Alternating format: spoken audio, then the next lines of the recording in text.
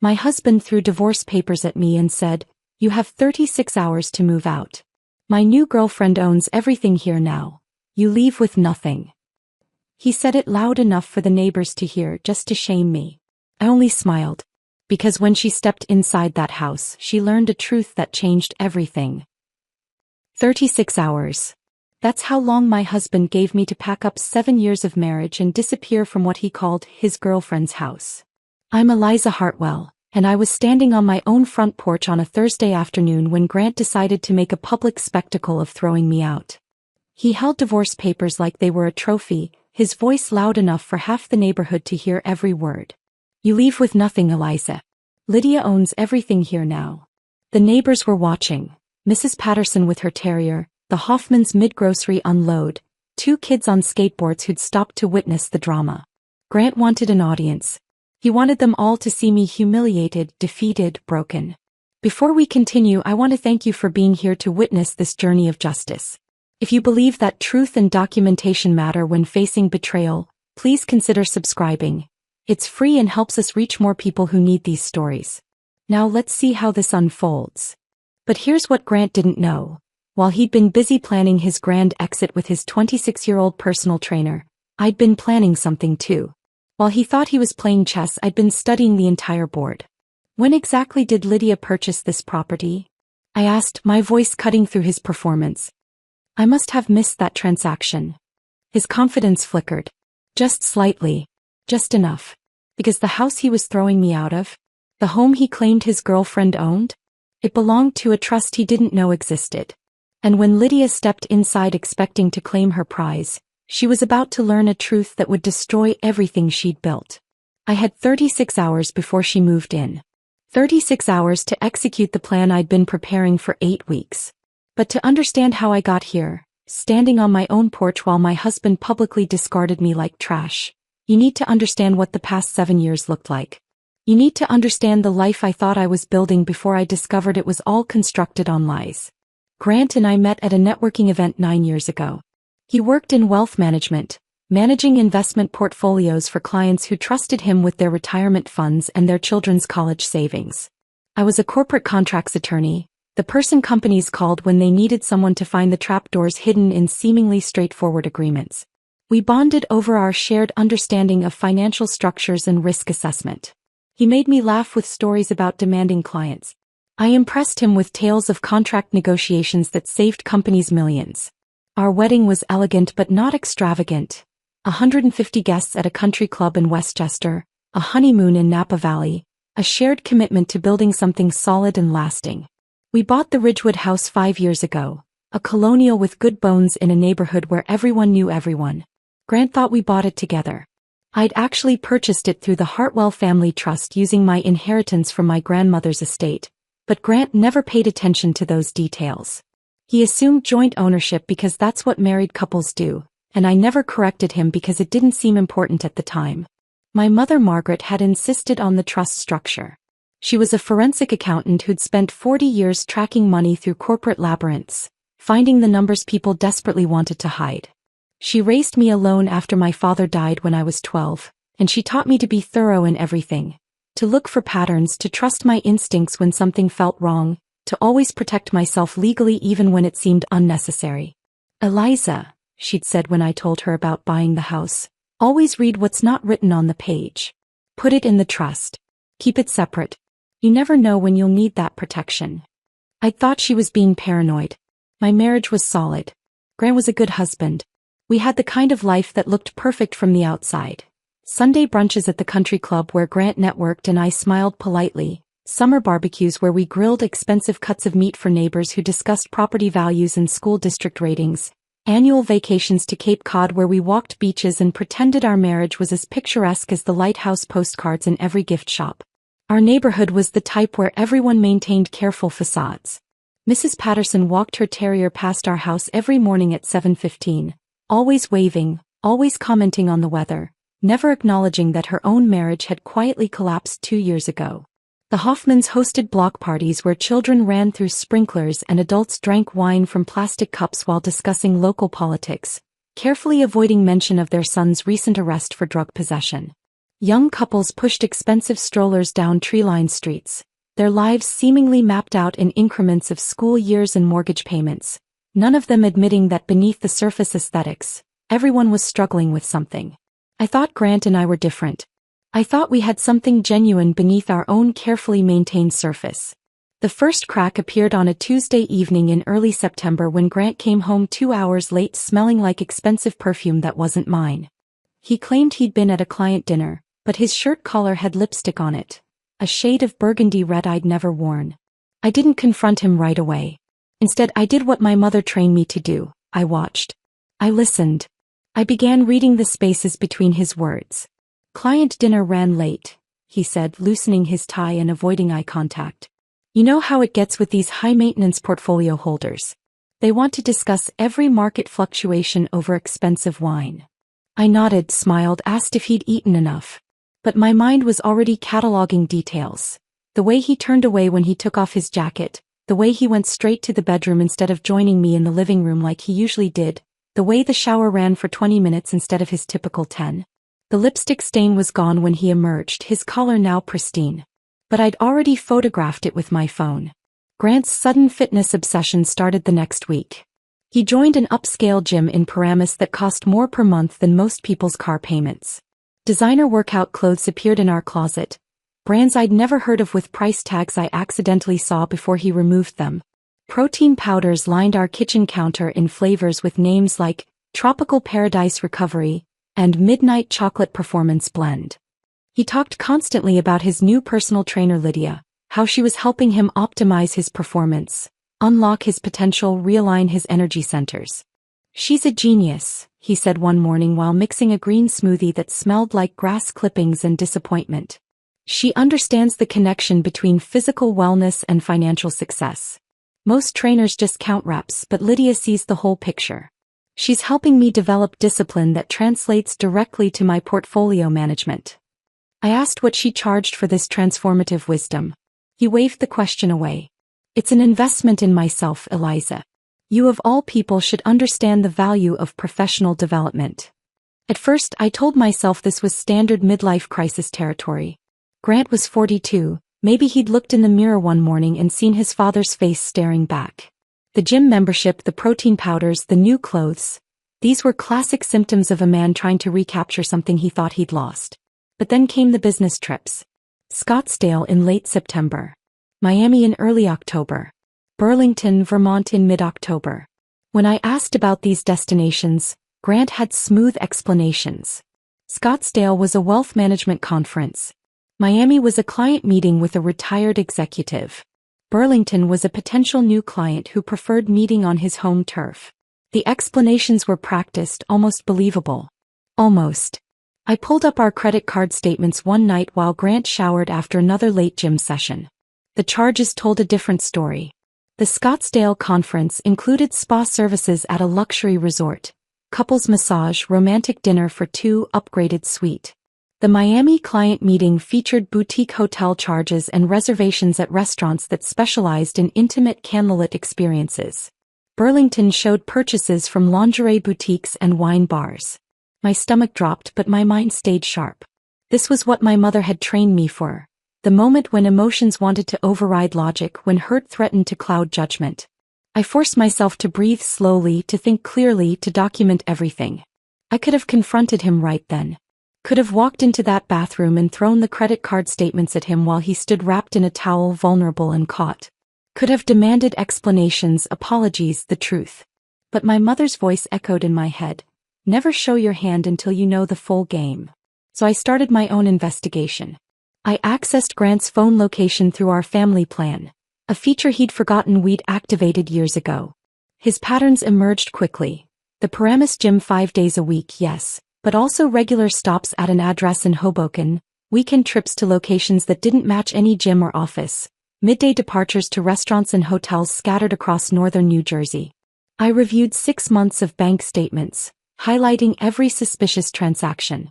Grant had been withdrawing cash regularly, $500 here, $1,000 there, always in amounts calculated to stay beneath my notice threshold. Together they added up to nearly $20,000. Then I found the payments to LB Consulting, $15,000 over 4 months, listed as business advisory services. But when I searched for LB Consulting, I found nothing. No website, no business registration, no tax identification number. The company didn't exist. That's when I knew this wasn't just an affair. This was something more calculated, more organized, more dangerous. My mother came to visit that weekend. We sat in my kitchen drinking coffee while Grant was at the gym, and I told her everything. She listened without interruption, her forensic accountant's mind processing patterns and possibilities. Eliza, men like Grant don't just have affairs. They have patterns.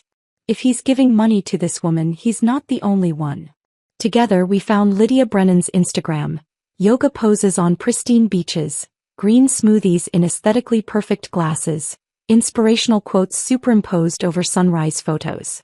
Her bio claimed she was a certified personal trainer and wellness coach building her business from the ground up. But the photos told a different story. Designer workout gear that cost hundreds per outfit. Luxury vacations to Bali, Tulum, the Maldives. A white Range Rover. Meals at restaurants where entrees started at $60.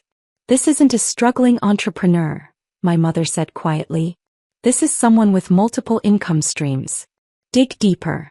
Find out who else is paying her bills. I spent the next 2 weeks building a complete profile of Lydia Brennan. I traced her digital footprint across platforms, followed her location tags, analyzed her posting patterns, cross-referenced her testimonials with public records. What I discovered made everything clear. Grant wasn't having an affair. He was being conned. And so were at least 4 other people whose names appeared on Lydia's website, praising her transformative training and life-changing guidance. The game was bigger than I'd imagined. And now, standing on my porch with 36 hours until Lydia moved into my house, I was ready to play it. I climbed the stairs to our bedroom with deliberate slowness, letting Grant stew on the porch with his audience of shocked neighbors. My briefcase felt heavier than usual, not from the contract documents inside, but from the weight of what I was about to set in motion. The bedroom looked exactly as it had that morning when I'd left for work. Our king-sized bed with the duvet Grant never learned to straighten properly. The dresser with his cologne bottles arranged like trophies. The closet where his designer workout clothes now outnumbered his business suits 3-1.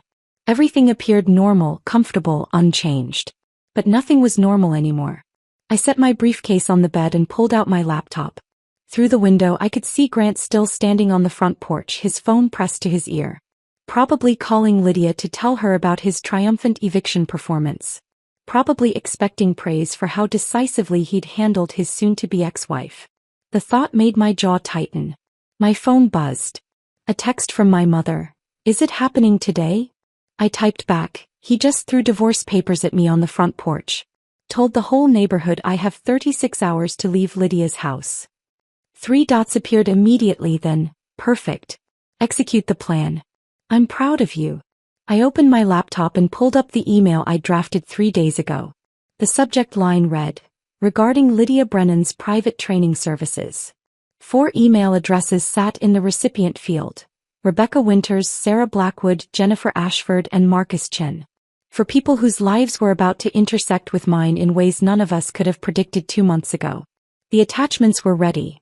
Financial records showing Lydia's payment patterns from multiple sources, screenshots of her text conversations with each person that I'd obtained through less than conventional means, location data proving she was rotating between all 5 targets on a fixed schedule, and a timeline document that laid out her entire operation in color-coded detail. I reread the email body one final time. Dear Ms. Winters, Ms. Blackwood, Ms. Ashford, and Mr. Chin. I believe we share a common interest, and I think it's time we had a conversation about the specialized personal training program that has been enriching our lives and emptying our bank accounts. Please see the attached documentation. I suggest we speak this evening. Best regards, Eliza Hartwell. Professional. Direct. Impossible to ignore. I checked the time. 4:32 p.m. I'd planned to send this at 4:47 p.m., exactly the moment when most professionals were wrapping up their workday but hadn't yet left the office. Maximum chance of immediate reading, minimum chance of it getting lost in an evening email flood. Downstairs I heard the front door open and close. Grant's footsteps moved through the house. Heavy, agitated, purposeful. He was looking for me. I closed my laptop and waited. His footsteps climbed the stairs, paused outside our bedroom door, then continued down the hallway to the guest room. I heard drawers opening, the sound of something being moved. What was he doing? I stood and walked to the hallway. The guest room door was open and Grant was pulling suitcases down from the closet shelf. My suitcases, the matching set his parents had given us as a wedding gift. "I'm helping you get started," he said without looking at me. "You said you had questions about the property ownership, but that doesn't change the fact that you need to be out by Saturday afternoon. Lydia's moving truck is coming at 2 o'clock. The audacity of it, helping me pack to leave my own house." I leaned against the door frame and watched him pile suitcases in the hallway. "That's thoughtful of you, Grant. Though I'm curious about something." He finally looked at me, his expression wary. "What?" "These business consulting fees you've been paying to LB Consulting. $15,000 over 4 months. Can you explain what services you received for that investment?" His face went carefully blank, the expression he used with difficult clients when he was buying time to formulate an answer. "That's business development. Portfolio expansion strategies. It's complicated. I'm a contracts attorney, Grant. I understand complicated. What I don't understand is why a business consulting firm has no website, no business registration, no tax identification number, and no professional presence anywhere online. Lydia operates under a different business model," he said, his voice taking on a defensive edge. "Not everyone needs a traditional corporate structure to provide value." "Lydia." I let the name hang in the air between us. "So LB Consulting is Lydia Brennan. Your personal trainer is also your business consultant." "She's more than a personal trainer." Grant's voice rose slightly. "She's a wellness coach, a life strategist, a con artist." The words landed like a slap. Grant's face flushed red, his hands clenching into fists at his sides. "You're jealous," he said, his voice shaking with anger. "You can't stand that I've found someone who actually supports my growth, who understands my potential, who's also taking money from Rebecca Winters, Sarah Blackwood, Jennifer Ashford, and Marcus Chin using the exact same playbook she used on you." Grant froze. His mouth opened, closed, opened again. "What are you talking about?" I checked my watch. 4:46 p.m. Perfect timing. "I'm talking about the fact that your girlfriend is running a rotation system across northern New Jersey. Monday mornings with Rebecca, who thinks she's helping Lydia escape an abusive ex-boyfriend. Tuesday and Thursday afternoons with Sarah, who believes she's supporting Lydia through a family medical crisis. Wednesday evenings with Jennifer, who's convinced she's funding Lydia's professional certifications. Friday lunches with Marcus, who thinks he's investing in her startup business. And weekends with you, who believes he's her financial knight in shining armor." The color had completely drained from Grant's face. He looked like someone had just explained that gravity was optional and he'd been flying all along without realizing it.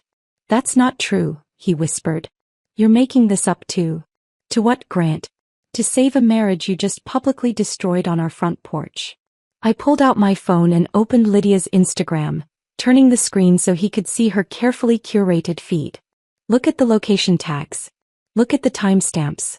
Cross-reference them with your own calendar and you'll see the pattern." His hand trembled as he took my phone, scrolling through the posts. I watched his face change as he processed what he was seeing. The Monday morning yoga posts from Montclair, the Tuesday afternoon boutique visits in Short Hills, the Wednesday evening wellness dinners in Summit, the Friday restaurant photos from Tenafly. "She told me those were client sessions," he said weakly. "Training appointments with other people." "She told you the truth. She just didn't specify what kind of training she was providing." I took my phone back and opened the email app. "Which is why I think it's time we all had a conversation about Lydia's specialized services." Grant looked at me like he was seeing a stranger. "What did you do?" "What any good attorney does when she discovers fraud. I documented everything, built an airtight case and contacted the other victims." I showed him the email draft, letting him read the subject line and recipient names. "In approximately 45 seconds, I'm going to send this email to 4 people who are going to be very interested in comparing notes about their experiences with Lydia Brennan." "Eliza, wait." "Wait." I looked at him with something between pity and contempt. "You just threw divorce papers at me on our front porch and told me I have 36 hours to leave the house my girlfriend supposedly owns. You humiliated me in front of our entire neighborhood. You expected me to collapse in tears and beg you to reconsider. But here's what you forgot, Grant. I'm not some suburban housewife whose identity is wrapped up in her marriage. I'm a contracts attorney who specializes in finding the traps hidden in seemingly straightforward agreements. And your girlfriend? She's the most poorly structured scam I've ever seen.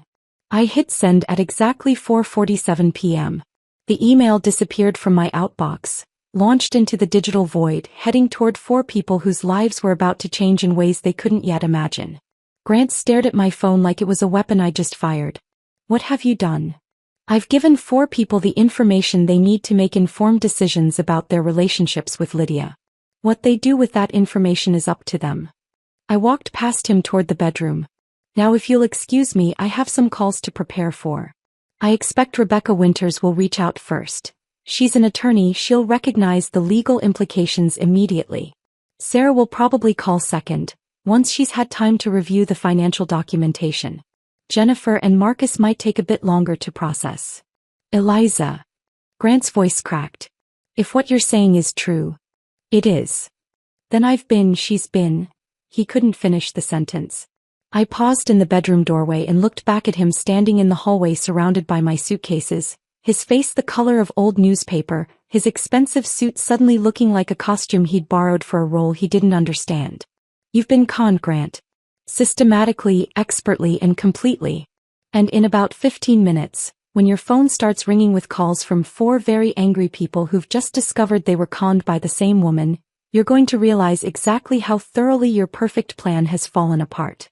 I closed the bedroom door, sat down at my desk, and opened my laptop.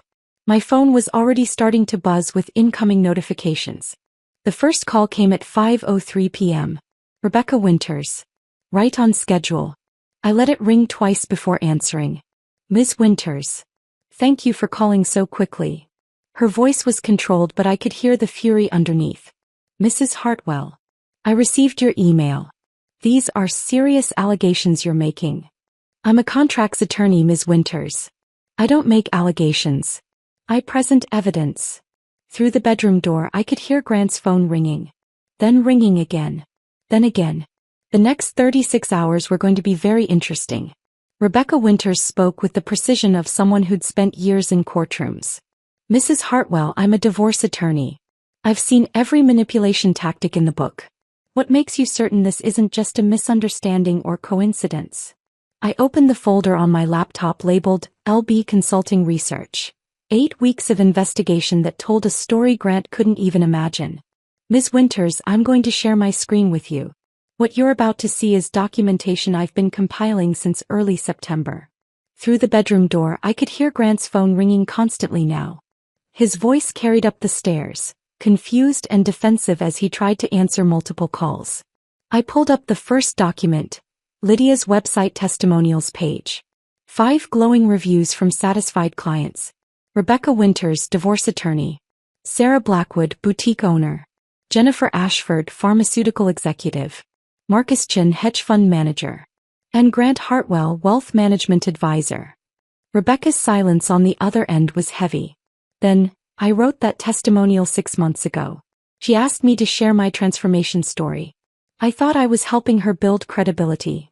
You were helping her build a client list, I said. Look at the pattern. All 5 of you are married professionals with significant assets working in finance or high-level business. That's not coincidence, that's target selection. I heard her breathing change faster now. Send me everything you have. I want to see all of it. I'm sending it now, but I need you to understand something first. This investigation took me 2 months. I tracked her location patterns, cross-referenced credit card charges, accessed public records, analyzed social media activity. What I found is a systematic operation running across northern New Jersey with mathematical precision. My second call came through while I was still talking to Rebecca. Sarah Blackwood. I put Rebecca on hold and answered. Is this some kind of joke? Sarah's voice shook with barely controlled rage. Because if you're trying to blackmail me or... Ms. Blackwood, I'm not trying to blackmail anyone. I'm trying to show you that you're not alone in this situation. Can you tell me how much you've paid to LB Consulting over the past 7 months? Pause. That's private business information. Approximately $8,000. Payments described as business development consulting, correct.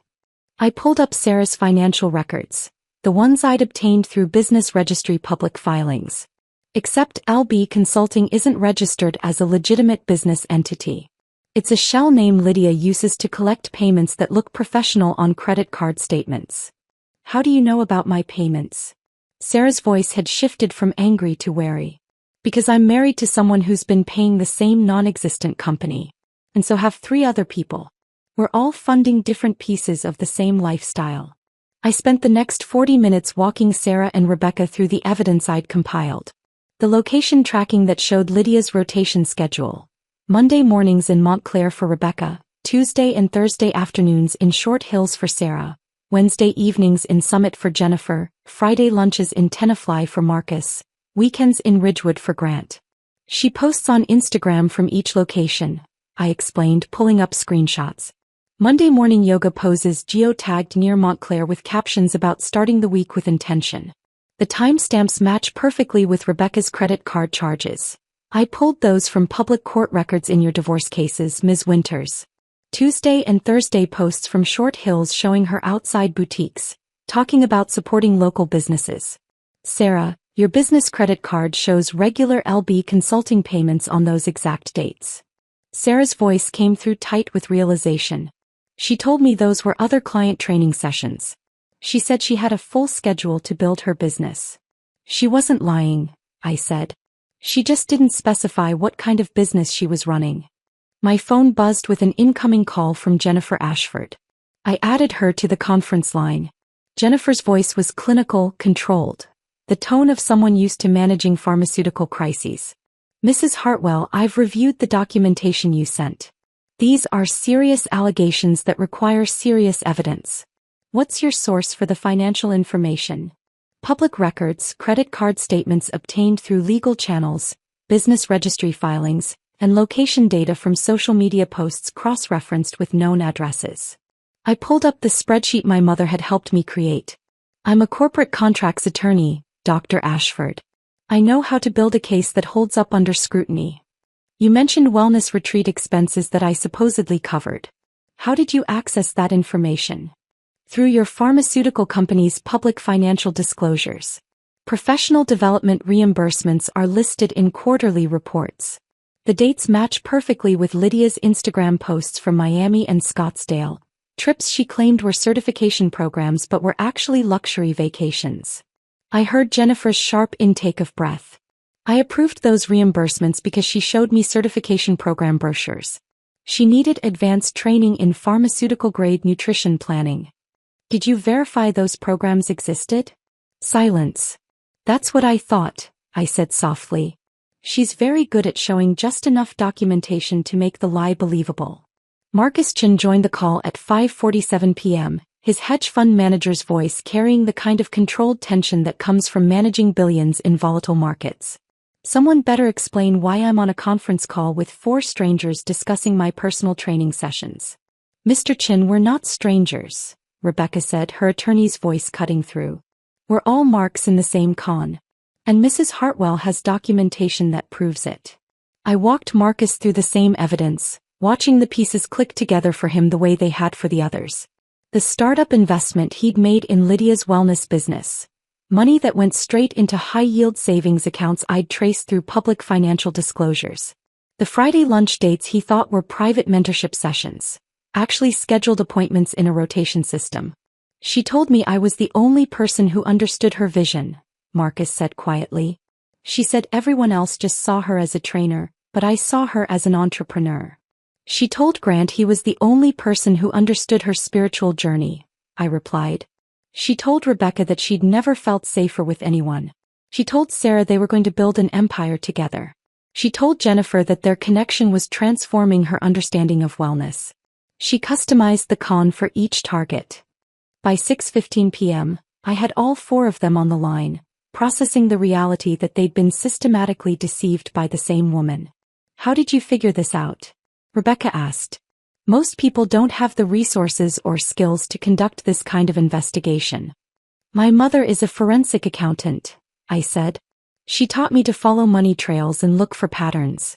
When I found the LB consulting payments and couldn't locate any legitimate business registration, I knew something was wrong. The testimonials on Lydia's website gave me the other names. Everything else was just methodical research. Research, Sarah repeated. You make it sound simple. It wasn't simple. It took 8 weeks of tracking location data, analyzing social media patterns, accessing public records and cross-referencing financial information. But once I saw the pattern, it was impossible to unsee. My mother had helped with the deepest digging, tracking down Lydia's real address in Bloomfield, not the Hoboken apartment Rebecca was paying rent on. That Hoboken apartment was Lydia's actual living space, funded by one Mark while she claimed it was her private training studio. The white Range Rover was registered in Lydia's name but insured through Sarah's business. The wellness retreats were real trips, just not for the certification programs she'd claimed. She's built an entire lifestyle on our money, Jennifer said, her clinical tone cracking slightly. And we've been helping her do it. The most damaging evidence was sitting in a separate folder on my desktop. Screenshots of text conversations Lydia had saved to a backup cloud account. I'd found them through a reverse lookup service after discovering she'd used the same email address across multiple accounts under slight name variations. There's something else you need to see, I said carefully. Lydia kept records of your conversations with her. Screenshots, probably as insurance or leverage. What kind of conversations? Marcus asked, his voice sharp. I pulled up the files. Conversations where Grant discusses divorcing me and giving her everything. Messages where you talk about leaving your wife once your kids graduate, Mr. Chin. Texts from Dr. Ashford about creating a pharmaceutical crisis at work to justify spending more time with Lydia. Plans from Ms. Blackwood about running a wellness empire together. And critically, detailed discussions with Ms. Winters about how to structure divorce proceedings to maximize asset extraction. The silence on the line was absolute. She wasn't just conning us, Rebecca said finally. She was collecting ammunition. Exactly. She has enough material to destroy 5 marriages, 5 careers, 5 reputations. She's been building leverage the entire time. Through the bedroom door I heard Grant's footsteps on the stairs. Heavy, defeated. His phone had finally stopped ringing. So what do we do now? Sarah asked. I looked at the clock. 6:33 p.m. 30 hours and 27 minutes until Lydia's moving truck arrived at my house. Now, I said, we coordinate. Coordinate how? Sarah asked, her voice still carrying the shock of discovering she'd been manipulated for 7 months. I pulled up a blank document on my screen, fingers already moving across the keyboard. We need to approach this systematically. Each of you has different expertise, different resources, different angles of attack. If we work together, we can build a case that Lydia can't escape from. Rebecca's attorney mind was already shifting gears. What are you proposing exactly? A coordinated response. Legal action, financial investigation, regulatory complaints, social media documentation. Everything happening simultaneously so she can't plug one leak while another keeps flowing. Through my bedroom door, I heard Grant's footsteps descending the stairs. He was leaving, probably to call Lydia and warn her that something had gone wrong. Let him.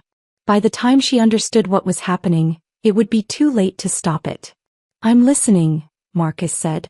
What do you need from each of us? I opened a new group chat on my phone, a secure messaging app my office used for sensitive client communications. First, we need a secure channel. I'm creating a group chat now. Everyone check your phones. 4 notification sounds pinged through the conference line as I added them one by one. Rebecca, you're a divorce attorney.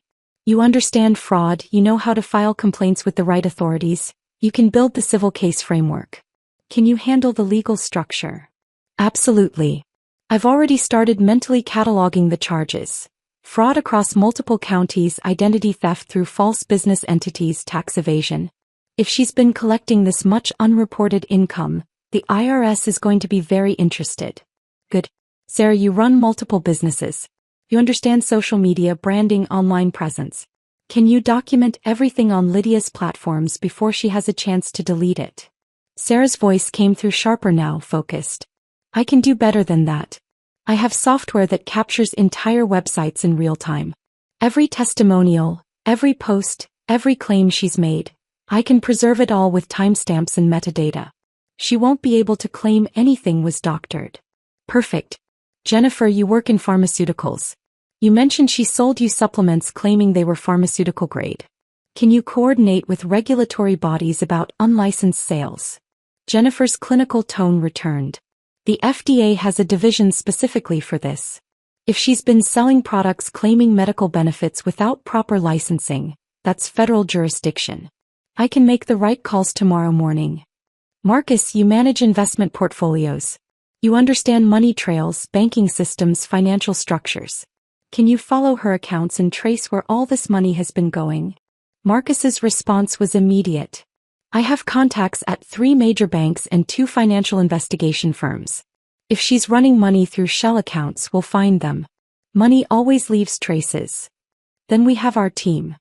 I pulled up a fresh spreadsheet, creating columns for each person's responsibilities. We move fast, we stay coordinated, and we don't give her time to cover her tracks. Rebecca's voice cut through with the precision of someone who'd managed hundreds of legal cases. We need to establish rules of engagement. Complete transparency. Anything we discover gets shared immediately with the group. No solo moves that might compromise someone else's angle.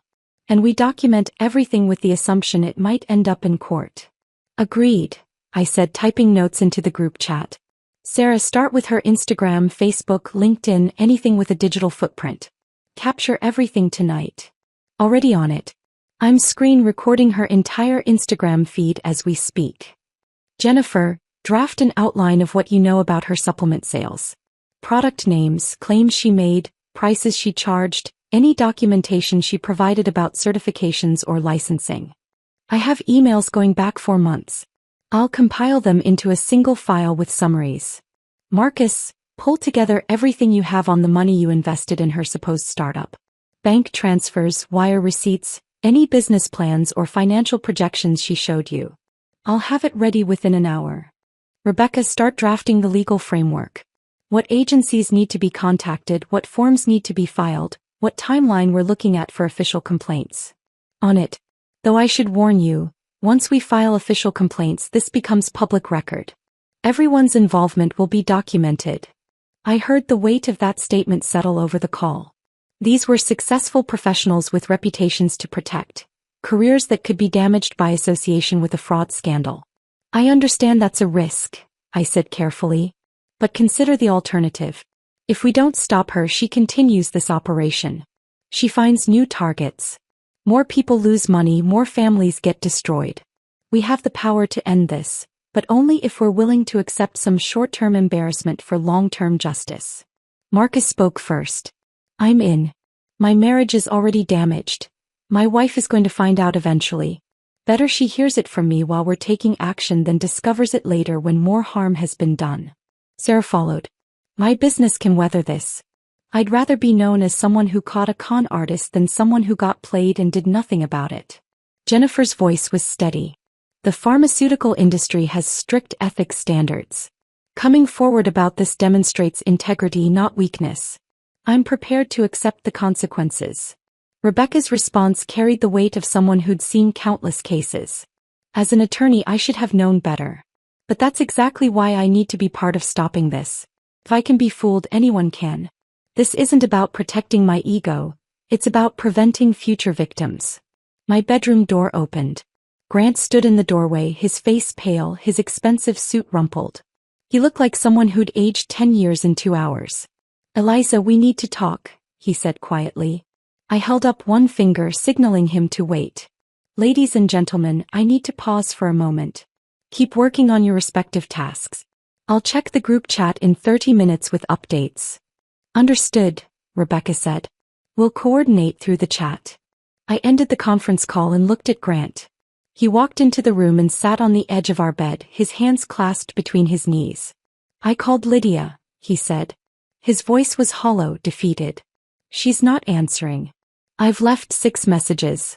I texted her. Nothing. She knows something's wrong, I said, turning my chair to face him. She's probably trying to figure out how much damage has been done and what her exit strategy looks like.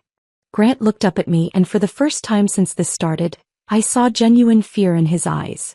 Is it all true? Everything you told those people? The other clients, the rotation schedule, the fake business entity. Every word. I have 8 weeks of documentation to prove it. He put his head in his hands. I thought she loved me. I thought we were building a future together. I felt something twist in my chest. Not sympathy exactly, but a recognition of the pain that comes from discovering you've been systematically deceived.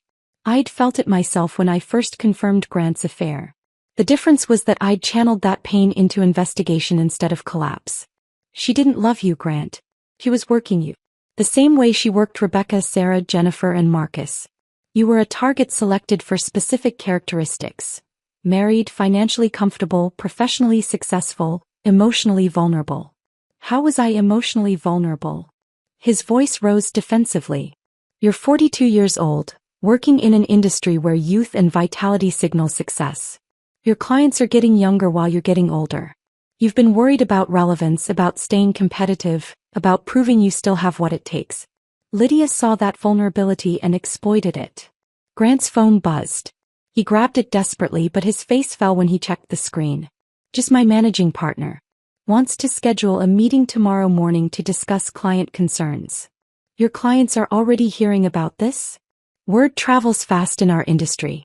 One of Rebecca's clients is also one of my clients. He called my managing partner asking if it was true that I was involved in some kind of fraud scheme. My phone buzzed with notifications from the group chat. Sarah had already captured Lydia's entire social media presence and uploaded it to a secure cloud folder. Jennifer had drafted a preliminary complaint to the FDA about unlicensed pharmaceutical sales. Marcus had traced 3 bank accounts linked to Lydia's name variations. Rebecca had outlined complaints for the State Attorney General's office and the Consumer Fraud Division. We'd been coordinating for less than an hour and already had enough documentation to bury Lydia's operation. What happens now? Grant asked quietly. I looked at him sitting on our bed, his perfect life crumbling around him, his girlfriend revealed as a con artist, his career hanging by a thread. Part of me felt vindicated. Part of me felt sad. Mostly I felt tired.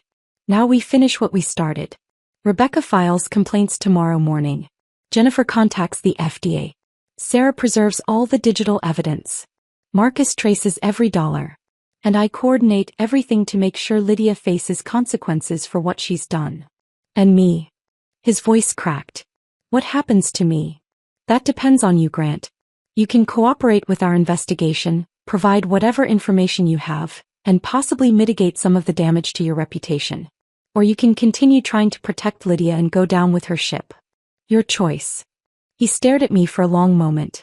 You really planned all of this. I documented a crime. I contacted the other victims. I coordinated a response. That's not planning revenge, that's pursuing justice. My phone buzzed again. Rebecca, State Attorney General's office opens at 8 a.m. I'll be there when the doors unlock. We're doing this. Grant stood up slowly, his movements heavy with defeat. I never meant to hurt you, Eliza. But you did. You humiliated me on our front porch.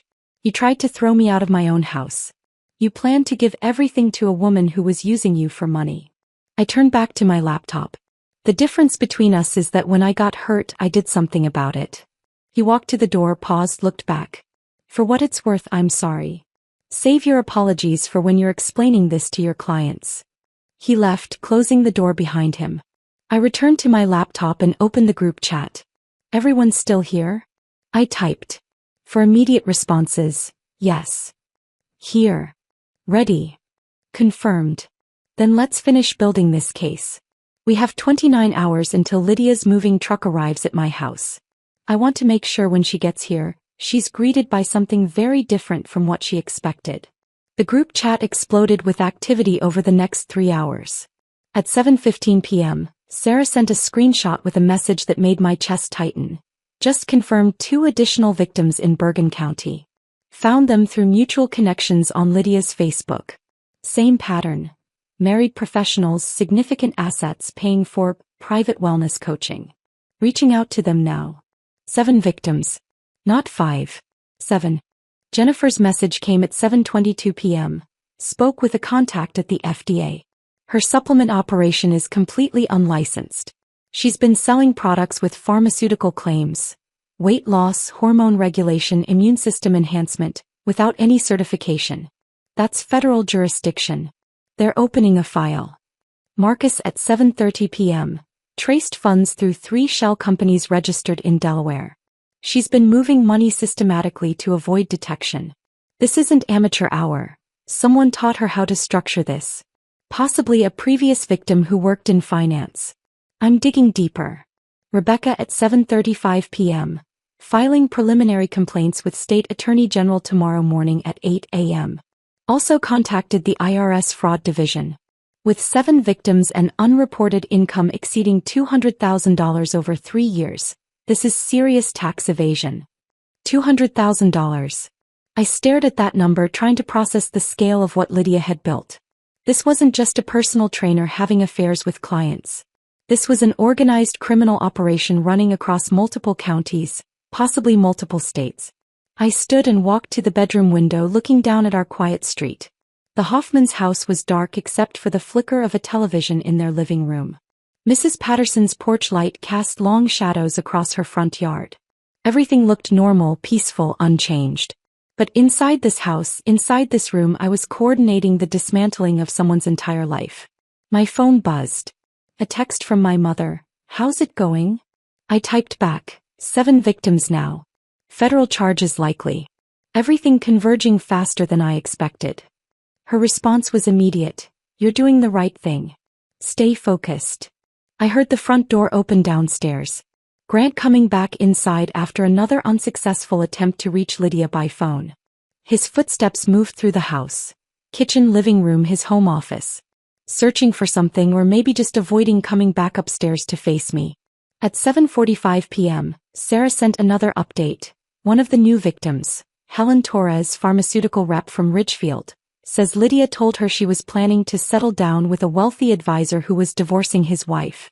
Helen gave her $20,000 as an investment in their future business together. That wealthy advisor is Grant. My hands clenched around my phone.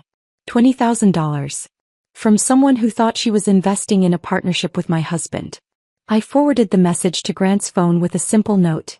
"You should see this." 3 floors below I heard his phone chime. Then silence. Then a sound that might have been a groan or a sob. I couldn't tell which. Rebecca sent a voice message at 7:48 p.m. "Eliza, I need to warn you about something. Once we file these complaints tomorrow, things are going to move fast.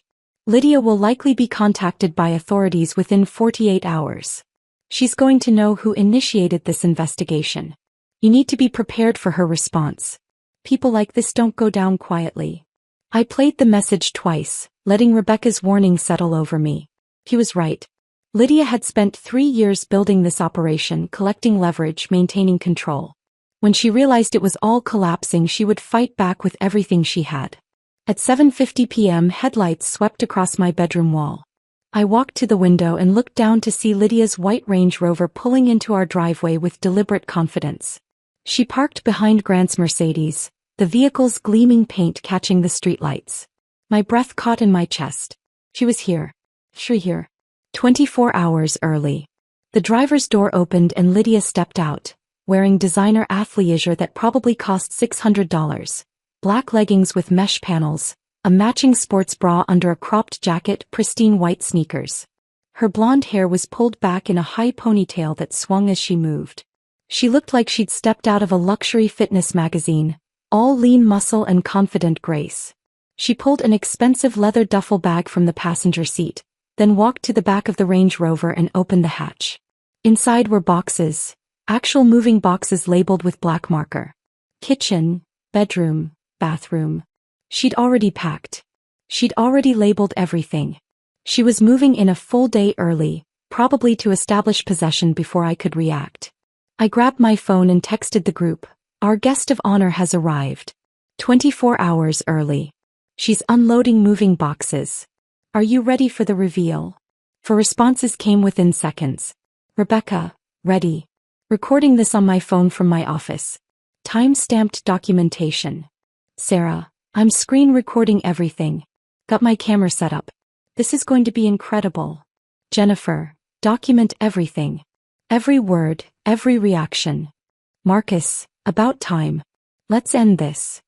From downstairs, Lydia's voice rang out with practiced cheerfulness. "Grant, honey. I'm here. I know I'm early, but I couldn't wait another day. Should I start bringing my things in, or do you want to help me carry the boxes?" I heard Grant's footsteps moving quickly toward the front door.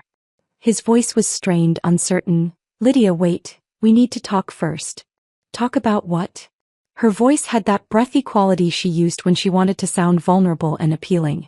"About our future? About finally being together? Grant, I've been so excited. I've already started planning how to redecorate. I think we should paint the living room a softer color, maybe add some plants, create a wellness space." "Lydia, something's happened." "Something with..." I appeared at the top of the stairs, my phone in hand, my expression carefully neutral. "Something with me," I said, my voice carrying down to the foyer with perfect clarity. "Something with the email I sent to Rebecca Winters, Sarah Blackwood, Jennifer Ashford and Marcus Chun about 3 hours ago." Lydia looked up at me, her expression flickering between confusion and calculation. She set down the duffel bag slowly, her body language shifting from eager to wary. Well, I continued, descending the stairs with deliberate slowness. "Lydia Brennan. Or should I call you by one of your other professional names? Though I suppose at this point, we should stick with your legal name since that's what will be on all the official documents." The effect was immediate and deeply satisfying. Lydia's confident smile froze, her face going through a rapid series of micro-expressions. Surprise, concern, calculation, fear. Grant turned toward me with a look that said he was rapidly rethinking every decision he'd made in the past 6 months. "Eliza, I thought you'd be packing," Grant managed to say, though his voice had lost all its earlier conviction. I reached the bottom of the stairs and pulled out my phone, opening my email app and holding it so they could both see the screen clearly. "Oh, I've been very busy tonight, just not with packing. In fact, I've been on a fascinating conference call coordinating with some people who are extremely interested in meeting you, Lydia." Lydia's hand moved to her throat, an unconscious gesture of someone feeling exposed. "I don't know what you're talking about." "Really? Rebecca Winters doesn't ring a bell? The divorce attorney who's been paying rent on your Hoboken apartment for 9 months." I scrolled through my phone. "Or Sarah Blackwood, who's been covering the lease on that beautiful Range Rover you just parked in my driveway. Or Jennifer Ashford, who funded your luxury wellness retreats to Miami and Scottsdale. Or Marcus Chun, who invested $25,000 in your startup business that doesn't actually exist." Grant made a sound like he'd been punched. Lydia's face had gone completely pale, her eyes darting between me and the front door like she was calculating escape routes. "You're confused," Lydia stammered, but her practiced composure was cracking like ice under pressure. I took another step toward her, my voice dropping to something quiet and dangerous. "I'm not confused. I'm a contracts attorney who spent 8 weeks documenting your entire operation. I know about the rotation schedule. Mondays with Rebecca, Tuesdays and Thursdays with Sarah, Wednesdays with Jennifer, Fridays with Marcus, weekends with Grant. I know about the fake business entity you used to collect payments. I know about the text messages you saved as leverage. I know about Helen Torres and the $20,000 she gave you as an investment in her future with my husband." Lydia's hand dropped from Grant's shoulder like she'd been burned. She took a step backward, her designer sneakers squeaking slightly on our hardwood floor. "Grant, she's lying," Lydia said, but her voice had lost its breathy appeal. "She's trying to destroy us because she's jealous. Because she knows we have something real." My phone rang, the sound cutting through the tension like a knife. I answered it on speaker because if I was going to destroy someone's carefully constructed empire, I might as well do it with theatrical precision. "Eliza, it's Rebecca Winters. I'm here with the others." I held the phone between us so Grant and Lydia could both hear clearly. "Hello, Rebecca. Perfect timing. Lydia just arrived at my house. 24 hours early. She's already unloading moving boxes." Rebecca's voice came through crisp and professional. "How interesting. Lydia, if you can hear me, I want you to know that I've just finished filing preliminary complaints with the State Attorney General's office, the Consumer Fraud Division and the IRS. I thought you might want to know what's coming."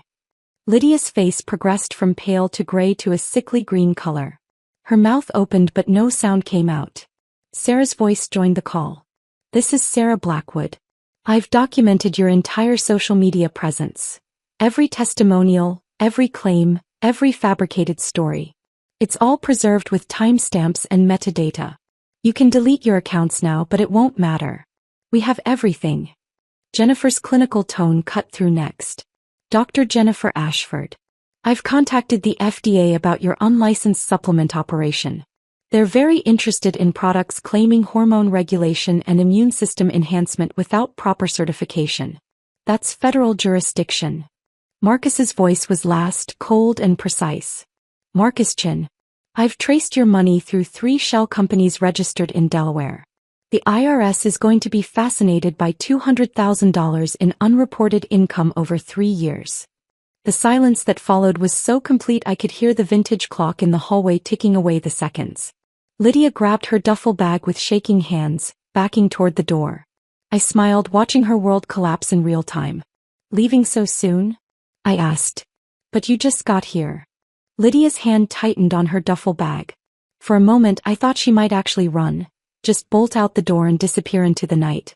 But instead she straightened her shoulders and tried one more time to salvage the situation. This is all a misunderstanding, she said, her voice losing that breathy quality and becoming harder, more calculating. Eliza, I don't know what Grant told you about our relationship, but you're clearly confused about. Confused. I stepped closer, my phone still in my hand with the property records clearly visible on the screen. Let me clear up any confusion. Rebecca has been paying $9,000 over 9 months for what you told her was rent on your private training studio. That studio is actually your Hoboken apartment, the one you live in. She thought she was helping you maintain a professional space. She was actually paying your rent. Lydia's jaw clenched. That's not. Sarah has been covering a $450 monthly lease on the Range Rover you drove here tonight. For 7 months. That's $3,150. You told her it was a joint business investment, that you'd be using the vehicle to transport equipment and travel to client locations for your expanding wellness empire. I could see the calculation happening behind Lydia's eyes. She was trying to figure out how much I actually knew, whether she could still talk her way out of this. Jennifer funded 6 trips over 8 months. Miami, Scottsdale, Sedona, Tulum, Santa Fe and Costa Rica. Total cost, approximately $18,000. You told her they were advanced certification programs in pharmaceutical nutrition. They were luxury vacations. Grant had gone completely silent, his face the color of old newspaper. He stood frozen in the middle of our foyer like someone who'd just watched their entire understanding of reality collapse. Marcus invested $25,000 in your startup wellness business. You showed him a business plan, financial projections, market analysis. None of it was real. The money went into savings accounts you've been building for 3 years. And Grant, I turned to look at my husband, paid $15,000 to LB Consulting for business advisory services. Except LB Consulting doesn't exist as a registered business entity. That money funded your day-to-day expenses. Groceries, utilities, shopping, entertainment. He thought he was helping you build an empire. He was paying your bills. Lydia's face had gone from pale to flushed, anger replacing panic. You have no right to. To what? To investigate fraud? To contact other victims? To document a criminal enterprise? I held up my phone. I have every right. I'm a victim too, Lydia. You've been sleeping with my husband, taking his money and planning to move into my house. That gives me every right. Through the phone speaker I could hear Rebecca typing. Eliza, I'm adding something to the group chat. Evidence that just came through from one of the new victims, Helen Torres. My phone buzzed. I opened the group chat and saw a series of screenshots. Text messages between Lydia and Helen, dated over the past 4 months. Grant, you should see this, I said, turning my phone toward him. He took it with shaking hands, scrolling through the messages. I watched his face change as he read Lydia's words to another woman. I've finally found someone who understands me. A successful financial advisor who's ending his marriage. We're going to build something beautiful together. A wellness empire that combines his business expertise with my coaching. He's giving me everything, his house, his support, his future. I just need a little help getting established first. Grant's voice was barely a whisper. You told her I was giving you my house. Our house, Lydia corrected automatically, then seemed to realize her mistake. I mean the house you said we'd live in together. The house I never owned, Grant said, his voice hollow. The house that belongs to Eliza's family trust. You built your entire plan around something that was never mine to give. Marcus's voice came through the phone speaker, cold and analytical. That's the fatal flaw in her operation. She's been promising each of us a different future. Retirement together, business partnership, spiritual connection, financial empire. But she never verified the actual assets. She assumed based on lifestyle and appearance. Classic con artist mistake. Greed overcomes due diligence. Lydia's mask finally cracked completely. The carefully constructed wellness influencer persona shattered. And what emerged was something harder, more desperate. You have no idea what it's like, she said, her voice shaking with rage. To watch people like you live in houses like this, drive expensive cars, take vacations, spend money like it's nothing. I worked hard for everything. I built relationships, I provided value, You ran a con, Rebecca's voice cut through from the phone. You systematically targeted married professionals, identified their vulnerabilities, customized emotional manipulation for each person, and extracted money under false pretenses. That's not building relationships. That's fraud. Sarah's voice joined in. I believed you when you said you were struggling. I wanted to help. I gave you access to my business accounts because I thought we were partners. You betrayed that trust. Jennifer's clinical tone was devastating in its precision. The supplements you sold me contained undisclosed ingredients. I had them tested after reading Eliza's email. They're not just unlicensed, they're potentially dangerous. People could have been seriously harmed.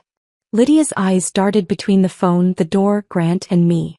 She was cornered and she knew it. This is entrapment, she said, grasping at anything. You coordinated this attack, you conspired against me.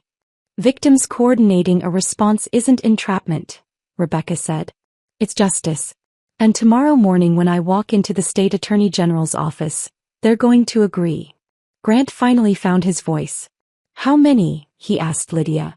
How many people have you done this to? Lydia's silence was answer enough. We've identified 7 confirmed victims in the past 3 years, Marcus said through the speaker. But based on the financial patterns I'm seeing, I suspect there are more. Probably dating back 5 or 6 years, possibly in other states before she established her operation in New Jersey. Grant set my phone down on the hall table and looked at Lydia like he was seeing her for the first time. I told you about my clients. I told you about my career. I talked about getting divorced, about building a future together. And you were working me the entire time.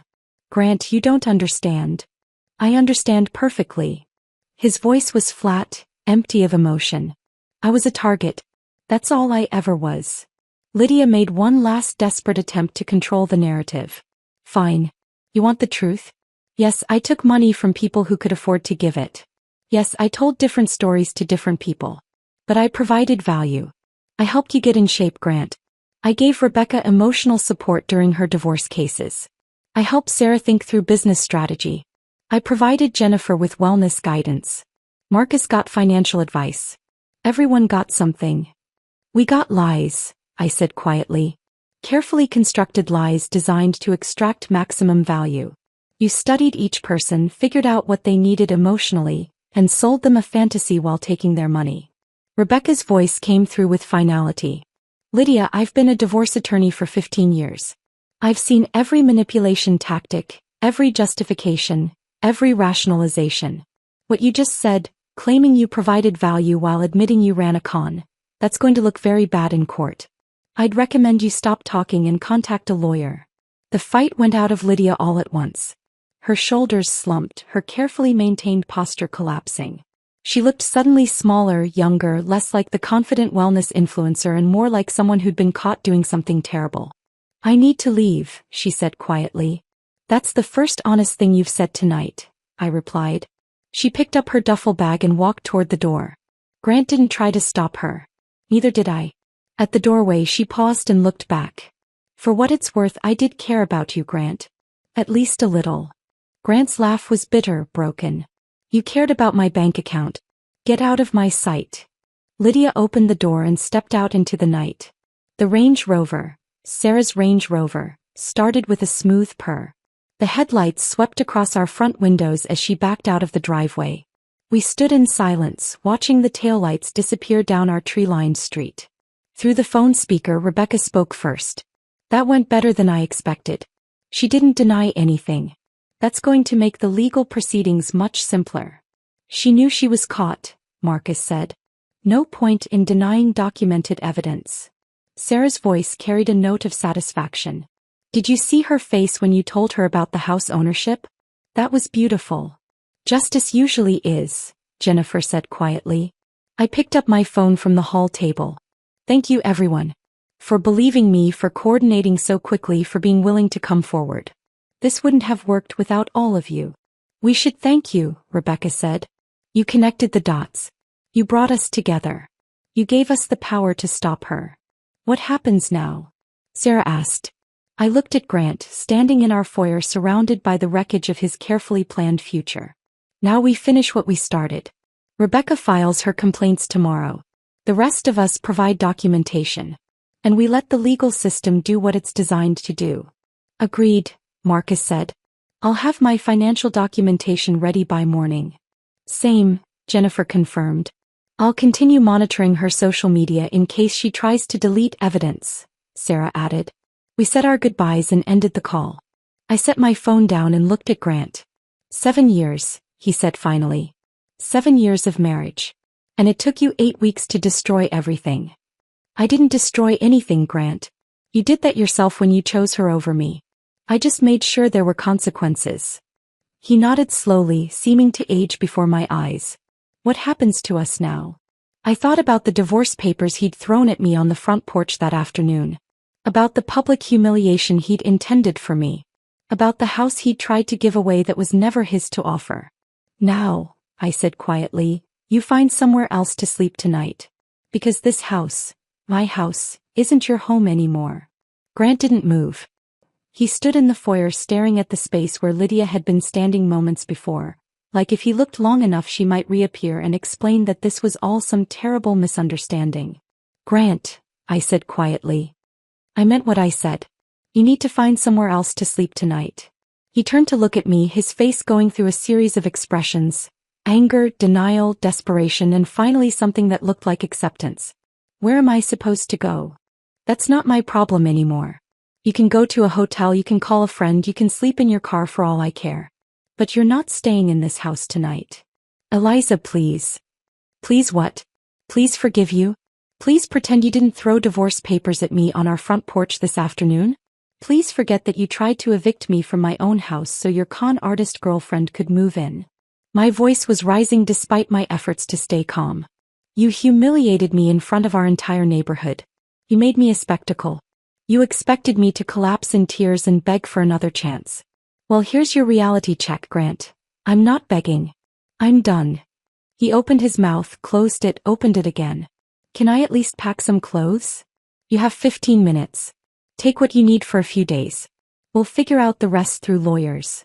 Grant climbed the stairs slowly, each step heavy with defeat. I heard him moving around in our bedroom, drawers opening, closet doors sliding, the sound of a suitcase zipper.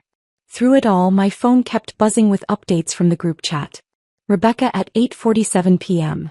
Just got confirmation from the State Attorney General's office. They're opening a formal investigation first thing Monday morning. This is moving faster than I expected. Sarah at 8:52 p.m. Found Lydia's backup Instagram account under a slight name variation. She's been using it to recruit new targets. Screenshots captured and saved. This woman was planning to expand her operation. Jennifer at 9:03 p.m. FDA investigators want to interview all of us about the supplements. They're treating this as a public health concern. Apparently one of the ingredients she was using is banned in the U.S. Marcus at 9:15 p.m. Traced the Delaware shell companies back to a business consultant in Atlantic City. Lydia didn't create this structure herself. Someone taught her. I'm digging into the consultant now. This might be bigger than just her operation. I poured another glass of wine and sat at the kitchen table, watching the investigation expand in real time through my phone screen. What had started as my private discovery of my husband's affair had transformed into something much larger. A coordinated takedown of a criminal enterprise that had been operating for years. My mother called at 9:23 p.m. I answered immediately. How did it go? She asked without preamble. Lydia showed up 24 hours early with moving boxes. We confronted her with all 4 victims on speakerphone. She tried to deny it, then tried to justify it, then fell apart completely. She left about an hour ago. And Grant. Packing a suitcase upstairs. I told him to leave tonight. There was a pause on the line. How are you holding up? I looked around my kitchen. My kitchen in my house, that Grant had tried to give away to a woman who'd been using him for money. Honestly, I'm exhausted. But also relieved. Like I've been holding my breath for 8 weeks and can finally exhale. That's the adrenaline wearing off. The emotional processing will come later. Be prepared for that. I know. I took a sip of wine. Mom, thank you. For teaching me to look for patterns, to document everything, to stay calm when emotions wanted to take over. None of this would have worked without those skills. You did the hard part, Eliza. I just gave you the tools. What you built with them, that was all you. Grant came downstairs carrying a large suitcase and a garment bag. He set them by the front door and stood there awkwardly, like he was waiting for permission to leave his own home. Mom, I need to go, I said. Grant's leaving. Call me tomorrow. We'll talk through next steps. I ended the call and looked at Grant. Is that everything you need? For now. He hesitated. Eliza, I know I don't have the right to ask this, but can we talk about the divorce? About how we handle this? We handle it through attorneys. Rebecca Winters gave me a referral to a colleague who specializes in divorce cases involving financial misconduct. I'm calling her Monday morning. Financial misconduct? You're going to claim you paid $15,000 to a fake business entity using marital funds to support your affair partner. That's textbook financial misconduct, Grant. Your attorney will explain the implications. His face crumpled. I never meant for any of this to happen. But it did happen. You chose Lydia over me. You chose to believe her lies over the reality of our marriage. You chose to humiliate me publicly instead of having an honest conversation. Those were your choices, Grant. Now you get to live with the consequences. He picked up his suitcase and garment bag. Where do we go from here? You go to wherever you're staying tonight. I stay here in my house. Our attorneys communicate about asset division and divorce terms. And we both try to salvage whatever pieces of our lives are still intact. Grant walked to the door, opened it, paused. For what it's worth, I am sorry. I was an idiot. I let myself get played because I wanted to believe someone saw something special in me. She did see something special in you, Grant. She saw a target with accessible funds and emotional vulnerabilities. That's what con artists do. They find people who want to be seen as special and they sell them that fantasy. He nodded slowly, stepped through the doorway and walked to his Mercedes. I watched him load his suitcase into the trunk, watched him sit in the driver's seat for a long moment before starting the engine, watched the taillights disappear down our street. Then I closed the door, locked it and stood alone in my foyer. The house was quiet. No Grant on work calls in his office. No television sounds from the living room. No shower running upstairs. Just silence and the faint hum of the refrigerator and the ticking of the hallway clock. I walked through the rooms, turning on lights, reclaiming the space that had almost been taken from me. The living room where Grant and I used to watch movies. The kitchen where we'd had breakfast together for 7 years. The dining room where we'd hosted dinner parties. The home office where I'd spent 8 weeks building the case that would end our marriage. My phone buzzed. A text from Rebecca. How are you doing? I typed back. Grant just left. House is empty. I'm okay. Her response came quickly. First night is always hard. Call if you need to talk. Any hour. Sarah sent a message to the group chat. Just checking on everyone. Tonight was intense. We all okay? Jennifer, dealing with it. My husband wants to know everything. Difficult conversation ahead. Marcus, my wife kicked me out. Staying at my brother's place. Can't say I blame her. Rebecca, sleeping in my guest room tonight. My husband needs space to process. We'll figure it out. 4 marriages damaged or destroyed. 7 victims total, probably more we hadn't identified yet. Years of lies and manipulation finally brought into the light. I sent a message to the group. Thank you all for your courage tonight. For being willing to come forward, to confront her, to demand accountability. We're all dealing with the fallout, but we stopped her. That matters. Rebecca, it matters enormously. We saved whoever she was targeting next. Sarah, and we have each other now. That's not nothing. Jennifer agreed. We should plan to meet in person once the legal proceedings start. Present a unified front. Marcus, I'll coordinate schedules. We've become a team whether we planned to or not. I poured the rest of my wine down the sink, rinsed the glass and placed it in the dishwasher. Then I climbed the stairs to my bedroom.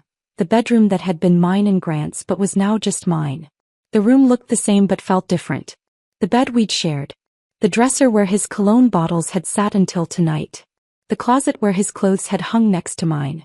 I changed into pajamas, washed my face, brushed my teeth. Normal nighttime routine in a life that had become anything but normal. My phone buzzed one more time. A text from my mother. Sleep well. Tomorrow starts the next chapter. I climbed into bed, turned off the light, and lay in the darkness listening to the house settle around me. Friday morning arrived with autumn sunlight streaming through my bedroom windows. I'd slept better than expected, exhaustion overriding emotional turmoil. My phone showed missed calls and text messages from before 7 a.m. The group chat had exploded overnight. Rebecca at 6:47 a.m. Just got off the phone with the prosecutor's office. They want to interview all of us Monday. Bring all documentation. Sarah at 6:52 a.m. My husband saw the news. Someone leaked the story to a local reporter. It's going to be public soon. Jennifer at 7:03 a.m. My pharmaceutical company is conducting an internal investigation. They want to know if I used company funds for personal matters. This is getting complicated. Marcus at 7:18 a.m. 3 of my investment clients called this morning. Word is spreading fast. My firm is in damage control mode. I checked the local news website. Sure enough, there it was. Local fitness instructor under investigation for multi-county fraud scheme. The article didn't name victims, but it laid out the basic structure of Lydia's operation. Multiple targets, fake business entities, unreported income, unlicensed pharmaceutical sales. My phone rang. Grant. I debated not answering, but curiosity won. What? Have you seen the news? His voice was panicked. It's everywhere. My managing partner called me at 6 this morning. They're putting me on administrative leave pending an internal review. That's not my problem, Grant. Eliza, please, can we at least coordinate our public statements? If we present a unified front. There is no unified front. You're a victim of a con artist and a perpetrator of financial infidelity. I'm a victim of both you and her. Those aren't the same position. But if the news connects us. When the news connects us, I'll tell the truth. My husband had an affair, misused marital funds, tried to evict me from my own house and got played by a professional con artist. All of that is factually accurate. That's going to destroy what's left of my reputation. You destroyed your reputation yourself, Grant. I'm just not covering for you anymore. I ended the call and blocked his number. The consequences were spreading like wildfire through our community, and I was standing at the center of the flames I'd lit. The weekend passed in a strange blur of silence and phone calls. Saturday morning, Rebecca contacted me about coordinating our statements for the prosecutor's office. Sunday afternoon, my mother drove up from her house to sit with me in the kitchen and review everything that had happened. You handled it perfectly, she said, reviewing the documentation on my laptop. Every piece of evidence is clean, properly sourced, legally obtained. They can't challenge any of this. What about Grant? I asked. Will he face charges too? Mom shook her head. He's a victim, even if he's also a perpetrator in your marriage. The prosecutor will focus on Lydia.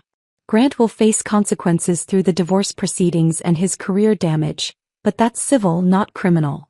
Monday morning arrived with the weight of finality. Rebecca filed the official divorce petition at 9 a.m., citing irreconcilable differences and financial misconduct. By noon, Grant's attorney had responded requesting mediation.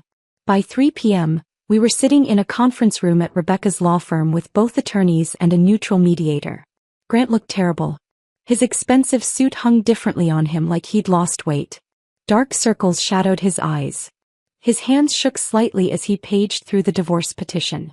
This is excessive, his attorney said, pointing to the asset division proposal.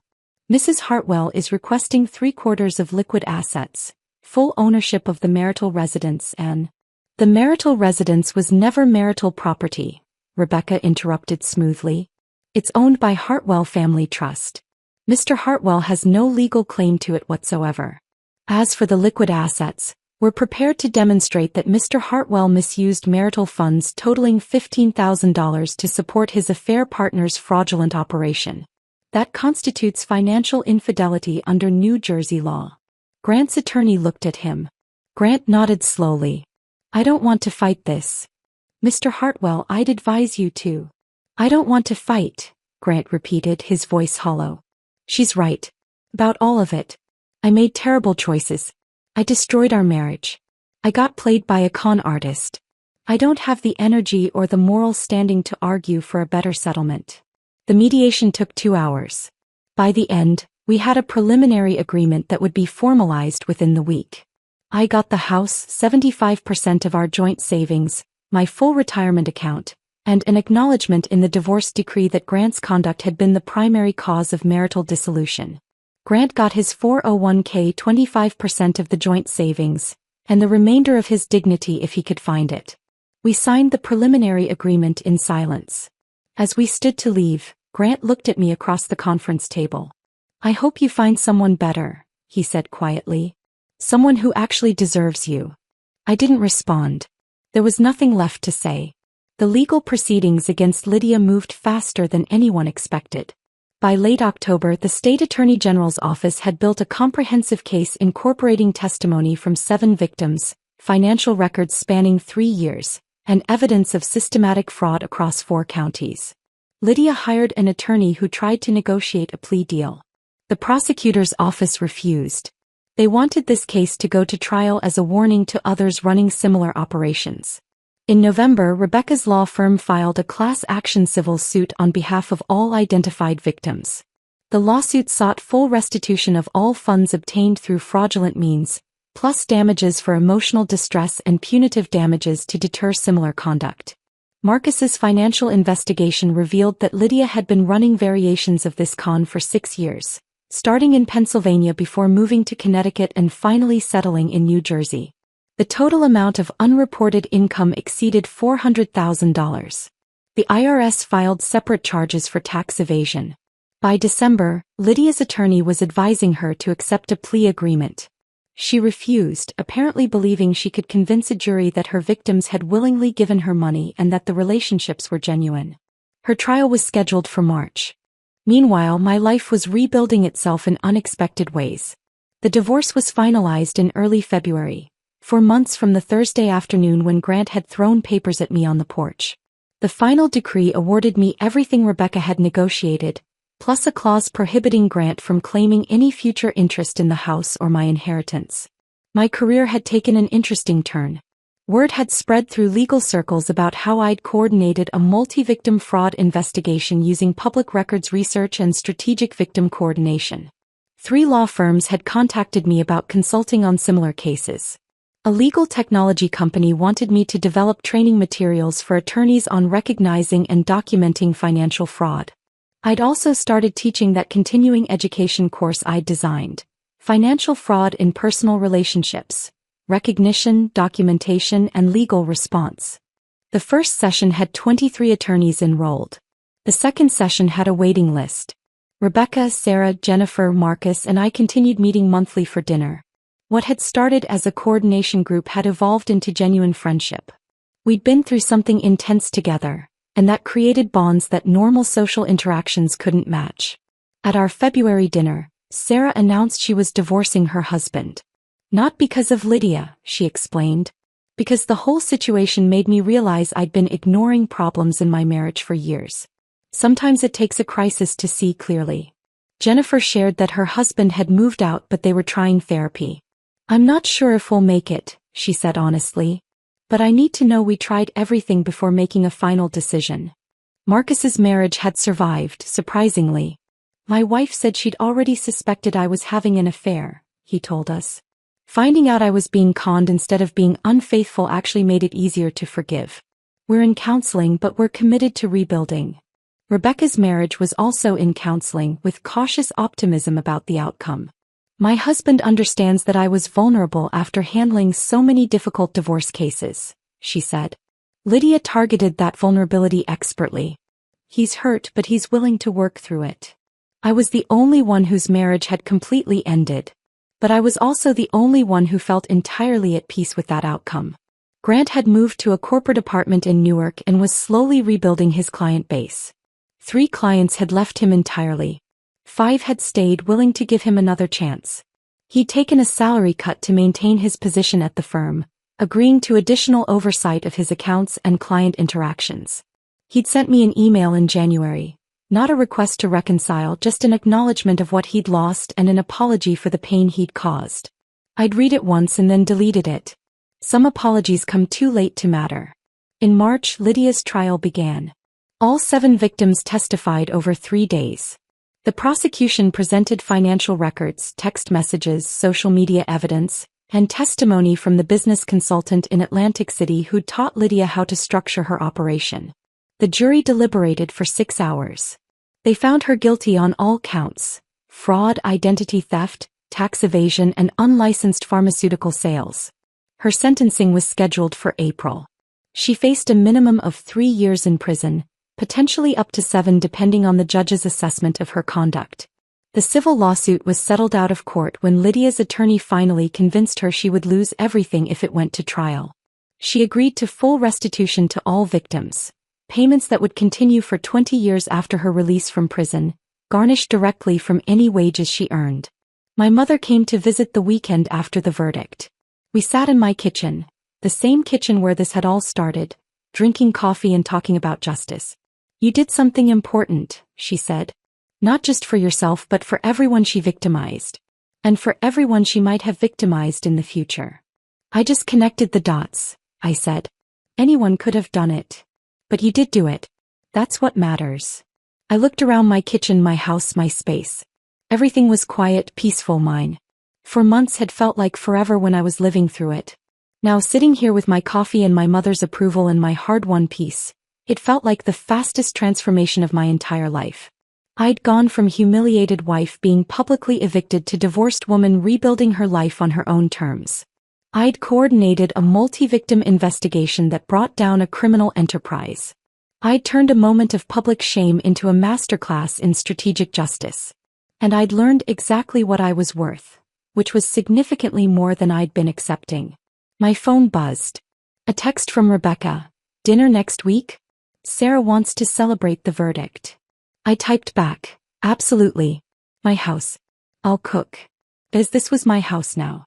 Fully, legally, completely mine. The house Grant had tried to give away. The house Lydia had tried to claim. The house that had been mine all along, even when I'd been too accommodating to insist on that truth. I opened my laptop and began planning the week ahead. Legal consultations on Tuesday and Thursday. Teaching my course on Wednesday evening. Dinner with my found family of fellow victims on Saturday night. A life rebuilt from wreckage. A career strengthened by crisis. Friendships forged in fire. The morning light filtered through my kitchen windows, warm and golden and exactly right. I took another sip of coffee and smiled. Justice had taken time, but it had perfect documentation and always collected every dollar owed. And I had learned to stand my ground, trust my instincts, and never again settle for less than I deserved. The house was quiet. The coffee was hot. The future was mine to design. And that was exactly how I liked it. If this story of calculated justice had you holding your breath, smash that like button right now. My favorite part was when Eliza revealed the property trust while Lydia stood there with her moving boxes. What was your favorite moment? Drop it in the comments below. Don't miss more empowering stories like this. Subscribe and hit that notification bell so you never miss an upload.